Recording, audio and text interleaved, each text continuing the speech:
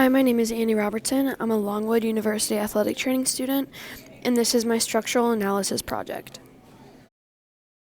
From the anterior view on the patient, you can tell that they appear to have more natural abduction on the right forefoot compared to the left.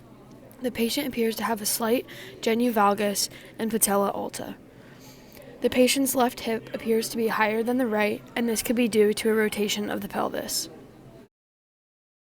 From the posterior view, you're able to tell that the patient appears to have pes planus and more supination on the right foot than the left. The patient appears to have internal rotation at the patellofemoral joint, and the patient has PSIS and hip alignment that appears to be normal. From the lateral view, the patient has obvious pes planus. No apparent knee recuvatum patellofemoral joint looks normal. The hips look normal and no apparent abnormalities are found. The patient has a subtalar neutral measurement of 150. This is within normal limits and is equal bilaterally. The patient has measurements for plantar flexion on the right foot of 38 degrees and 40 degrees on the left foot. This is not clinically significant, however, excessive plantar flexion could be due to a previous injury. The normal range for plantar flexion is 0 to 45 degrees. For dorsiflexion, the patient measured at 7 degrees on both the right and left foot.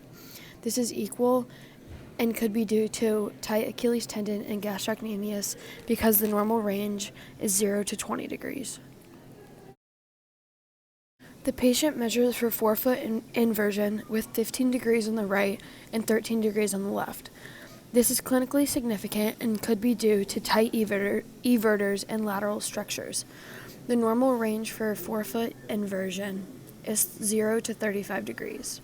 For forefoot eversion, the patient measures with 25 degrees on the right and 23 degrees on the left. This is also clinically significant, and excessive eversion could be due to a previous injury or strong everters. The normal range for forefoot eversion is 15 to 21 degrees.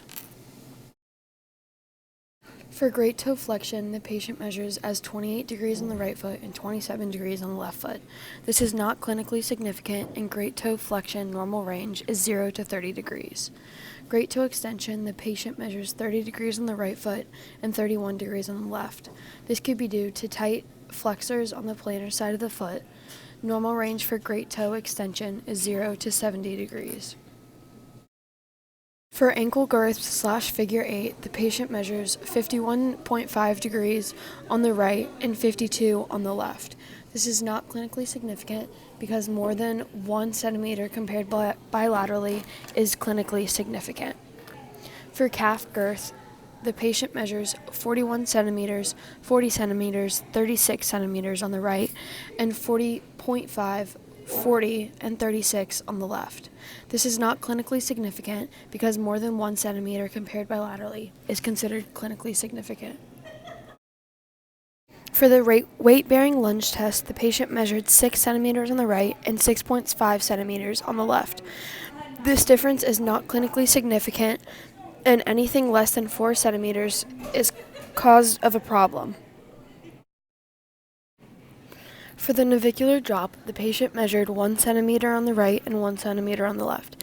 This is normal and equal bilaterally. Less than 3 centimeters is normal.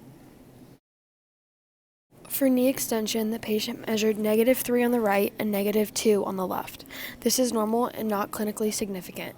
Normal range for knee extension is 0 to -10 degrees. For knee flexion, the patient measured 120 centimeters on the right and 120 on the left. This is equal, however, clinically significant because excessive tissue may limit the range. Normal range of motion for knee flexion is 135 to 140 degrees.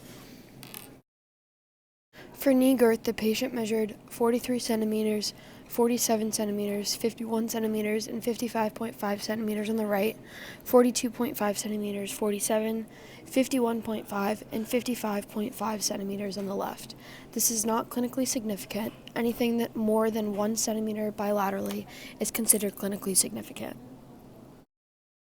Q angle, the patient measured on the right 10 degrees. On the left, they measured 8. This difference is not clinically significant, and lateral tracking of the patella can cause a difference bilaterally. Normal range for Q angle in men is less than 13 degrees, and women is less than 18 degrees. For patellar tilt assessment, the patient had normal and equal range compared bilaterally. Normal range for patellar tilt assessment is 0 to 15 degrees. The patient measured 10. For tubercle sulcus angle, the patient measured 7 on the right and 8 on the left. This difference is not clinically significant. Normal range for tubercle sulcus angle is less than 10 degrees. Apparent leg length discrepancy, the patient measured 101 centimeters on the right and 100.5 on the left. This is not clinically significant. Apparent leg length normal range is less than 1 to 2 centimeters compared bilaterally. For true leg length discrepancy, the patient measured 91.5 on the right and 90.5 on the left. This is not clinically significant, however, may be due to the hips being uneven due to a rotation at the pelvis and maybe from tight muscles in the lower back. True leg length discrepancy, normal range is less than 1 to 2 centimeters compared bilaterally. Hip extension, the patient measured 18 degrees on the right and 18 degrees on the left. This is equal, however, clinically significant because normal range for hip extension is 0 to 30 degrees. This could be due to tight hip flexors. For hip flexion, the patient measured 103 degrees on the right and 105 degrees on the left. This difference is not clinically significant, however, could be due to excessive tissue limiting the range. Normal range for hip flexion is 0 to 120 degrees. For hip abduction, the patient measured 20 degrees on the right and 20 degrees on the left. This is equal and could be due to weak abductors or tight adductors. Normal range for hip abduction is 0 to 45 degrees. For hip adduction, the patient measured 11 degrees on the right and 10 degrees on the left. This difference is not clinically significant, however, could be due to tight hip abductors. Normal range for hip adduction is 0 to 30 degrees. For hip internal rotation, the patient measured 16 degrees on the right and 15 degrees on the left.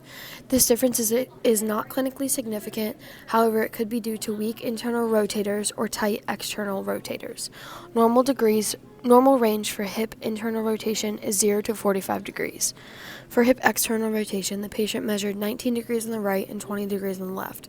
This difference is also not clinically significant, however, it could be due to weak external rotators or tight internal rotators.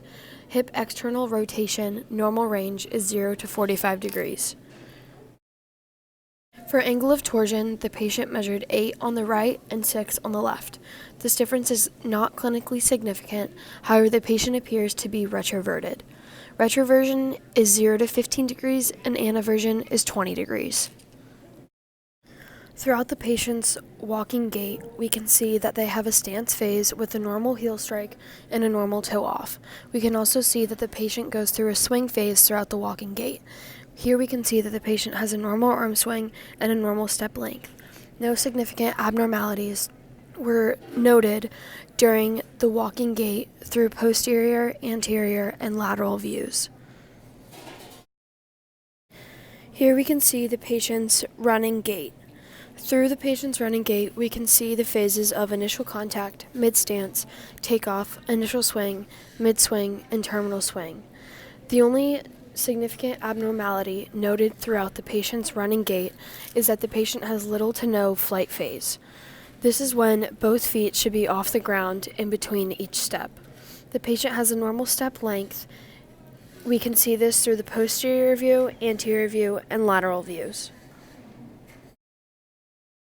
In conclusion, no significant abnormalities in the walking gait, anterior, posterior, or lateral were seen. During the running phase, the patient has minimal to no flight phase. Other than this, no significant abnormalities, anterior, posterior, or lateral were seen. On the screen above, you can see a paused picture of the patient during the running gait laterally. Here we can see that there is minimal to no flight phase. In the posterior view, running and walking, we can see that the patient has normal hip movement and low back movement. In the anterior view, we can see that the patient has normal patellar movement. Throughout all their measurements, we were able to see that the patient had no major clinical significance that raised any concern. We were able to tell this through a moderately normal walking and running gait in the patient. Due to the patient's level of activity as well as the measurements found throughout this project, there is no injury prevention concerns that that I think need to be addressed due to the abnormalities found.